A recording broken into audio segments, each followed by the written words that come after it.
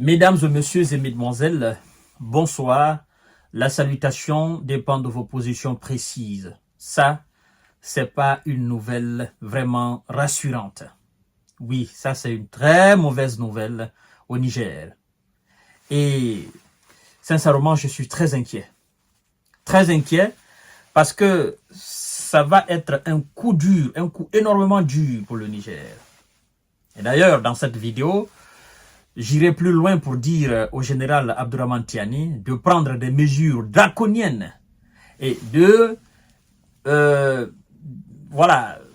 d'organiser rapidement ce qu'il a annoncé, je crois bien il y a quelques semaines, par rapport au recrutement de 10 000 soldats nigériens. Mesdames et messieurs, c'est des rebelles, d'accord, des gens bornés, qui sont au service des ennemis du Niger. Vous comprenez? C'est des gens qui se font appeler le Front patriotique pour la libération. Oui, je redoutais fort qu'ils ne s'attaquent à, soit aux Pépilines, ou bien à cet oléoduc géant. Ils avaient même menacé de le faire. Mais quel est leur objectif en réalité? C'est ce qui me fait rire, leur objectif. Oui.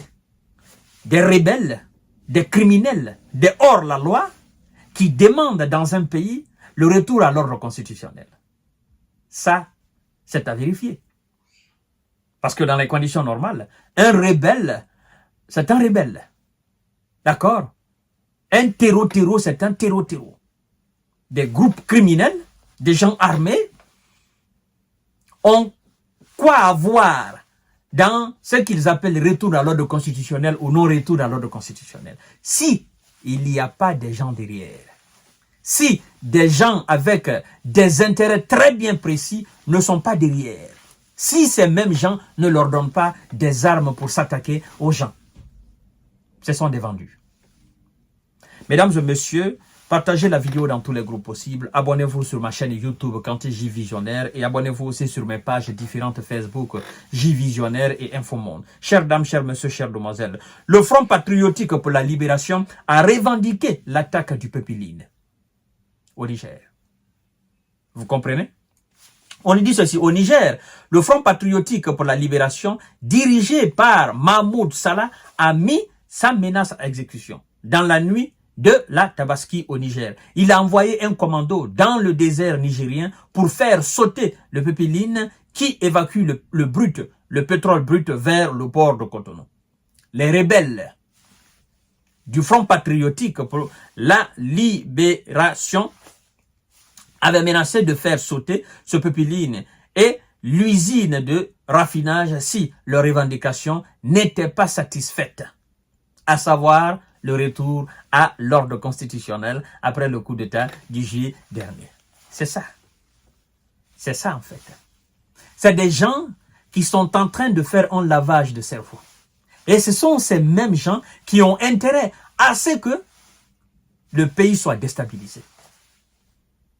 Sinon, si vous avez envie de faire des revendications, vous êtes tous des Nigériens. Si réellement vous êtes des patriotes. Il y a plusieurs manières, il y a plusieurs moyens de faire valoir ces revendications. Ce qui n'est pas, n'est-ce pas, passer forcément par des armes. Au Mali, on fait des revendications. En Guinée, on fait des revendications. Au Burkina, on fait des revendications. En Côte d'Ivoire, au Sénégal, on fait des revendications partout. Mais, dans aucun de ces pays, des gens qui se réclament citoyens nobles de ces pays ne peuvent accepter de prendre des armes contre leur propre pays ou contre l'intérêt supérieur de leur propre pays s'ils ne sont pas téléguidés. Oui, prendre des armes contre son pays, vous êtes ennemi du pays. C'est pas une histoire de revendication. Non. Il y a plusieurs manières de faire savoir à l'autorité en place, n'est-ce pas, d'organiser les élections. Il y a plusieurs manières. Mais prendre des armes contre son propre pays, c'est de la forfaiture. Mesdames et messieurs, ça c'est intolérable. Et je crois que les Nigériens, les autorités nigériennes et le peuple nigérien doivent prendre des précautions vraiment doit prendre des mesures draconiennes afin de mettre fin à cela. Parce que l'argent qui entre, cet argent n'entre pas dans les poches des militaires qui sont à la tête. Cet argent va dans la construction des infrastructures, dans la création des conditions de vie idéales pour le peuple nigérien. Ce n'est pas des politiciens qui sont à la tête de l'État. Ce n'est pas des poltrons qui sont à la tête de l'État. Ce sont des dignes fils nigériens et nigériennes qui sont à la tête de l'État et qui sont en train de guider ce pays-là. Et vous, tout ce que vous trouvez à faire, c'est de prendre des armes, allez-y vous attaquer à votre propre pays. On ne peut même pas appeler maintenant le Niger votre pays. Vous êtes des apatrides. Vous êtes des ennemis du Niger. Tout ce que vous méritez, c'est d'être arrêté et jeté dans les geôles. Pour le progrès du Niger, pour l'avancement du Niger. Monsieur Abdourahmane Tiani, s'il vous plaît, il faut que vous fassiez quelque chose pour mettre immédiatement aux arrêts tous ces ennemis du Niger. Oui. D'ailleurs, une vidéo du sabotage tourne en boucle. OK? Sur les réseaux sociaux dans un communiqué rendu public hier. Voilà. C'était lundi 17 juin. Le Front patriotique pour la libération a revendiqué l'attaque. Selon son président, le FPL a mis hors d'usage un important tronçon du Pépiline en guise de premier avertissement n'est-ce pas, aux militaires à la tête de l'État. Dans le même communiqué, le mouvement rebelle demande une nouvelle fois à la société pétrolière chinoise, n'est-ce pas, filiale de la China National Petroleum Corporation, la Société nationale du pétrole de Chine, d'annuler le prêt de 400 millions de dollars octroyé n'est-ce pas, au pouvoir en place. Menace-t-il, toutes les installations pétrolières seront paralysées. Vous voyez maintenant l'objectif de ces gens. En fait, ça, c'est pas des Nigériens. Ce sont des barbares. Là, maintenant, ils affichent clairement qu'ils ne sont pas des Nigériens. Parce que les 400 millions de dollars, ça n'entre pas dans la poche d'Abdourahmane Tiani. Ça entre dans la création des infrastructures. Dans la conception des infrastructures au Niger. Nous savons, ceux qui veulent qu'on ne prête pas cet argent au Niger, nous les savons, nous les connaissons. Et ceux qui ont intérêt à ce que la population souffre au Niger, pour qu'il y ait un soulèvement populaire, nous les connaissons. Nous savons ceux qui sont derrière, mesdames et messieurs.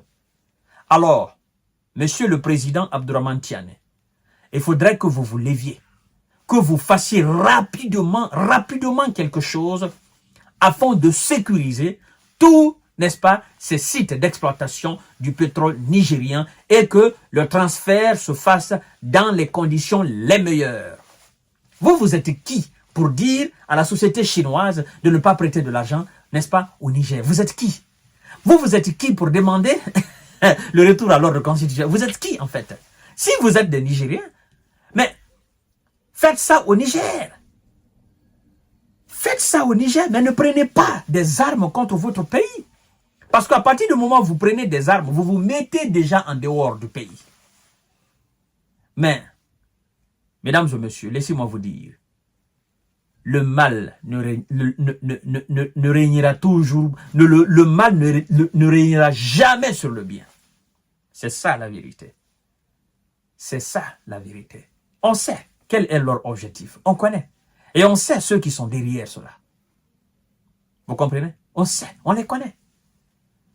On sait, on connaît la dimension de leur ambition. Mais ils ne réussiront jamais. Parce que le peuple nigérian est debout. D'ailleurs, parlant de ces recrutements, le Niger est en train de mettre des moyens très efficaces afin que ces soldats soient très bien formés. Parce que il faut dire que les 10 000 soldats qui seront formés, tous n'iront pas pour aller garder, n'est-ce pas, ces sites d'exploitation du pétrole ou ces pépilines. Vous comprenez? Ils seront répartis, ils auront d'autres tâches. Ils ne seront pas recrutés exclusivement pour garder ces sites. Non. Ce seront des militaires très bien formés pour gonfler les rangs de l'armée nigérienne. Et d'ailleurs, le président a dit que d'ici, je crois bien 2030, il compte augmenter l'effectif de l'armée nigérienne jusqu'à 100 000 hommes. Moi, je le dirais, moi, je le conseillerais d'aller même au-delà de cela. Oui, Tous ceux qui veulent intégrer l'armée au Niger, moi je le conseille de prendre autant pour sécuriser ce pays-là. Parce que, vous voyez, des gens n'aiment pas la prospérité du Niger. Ils n'aiment pas que le Niger aille de l'avant. Sinon, mesdames et messieurs, pourquoi on fera une telle chose? Mais vous savez, tout n'est pas peuple. D'accord? Tout n'est pas peuple. Et je crois que Abdourahmane Tiani le sait. Il sait que tout n'est pas peuple. Voilà. Mais tôt ou tard, ces gens-là, ils seront arrêtés. À partir du moment où vous êtes appelés rebelles, criminels, hors la loi, c'est fini pour vous. C'est fini. Vous perdez votre identité. C'est fini. C'est la honte même, quoi. Moi, je ne peux pas être guinéen que je prenne des armes contre mon pays et qu'on m'appelle criminel hors la loi. C'est pas digne de ma part. Si j'aime vraiment la Guinée et si je veux le bonheur de ce pays, même si je suis opposé aux autorités qui sont là, mais dans l'exploitation des ressources du sol et du sous-sol, et que j'ai vraiment la certitude que l'argent qui entre ne va pas dans la poche des autorités, ne va pas dans la poche des individus qui sont à la tête de l'État, mais va réellement, je vois où va l'argent, mais pourquoi je ferais sauter les infrastructures? Pourquoi? Je gagne quoi dans ça? Ils ne savent pas qu'en portant atteinte, n'est-ce pas, à la sécurité de ces installations-là, ils font du mal à toute la population nigérienne. Ce n'est pas au Abdourahmane Tiani qu'ils font mal. C'est à toute la population nigérienne. Tous ceux qui aspirent au bonheur au Niger. Mesdames et messieurs, à tout à l'heure pour notre série d'informations de décortiquage. Merci beaucoup.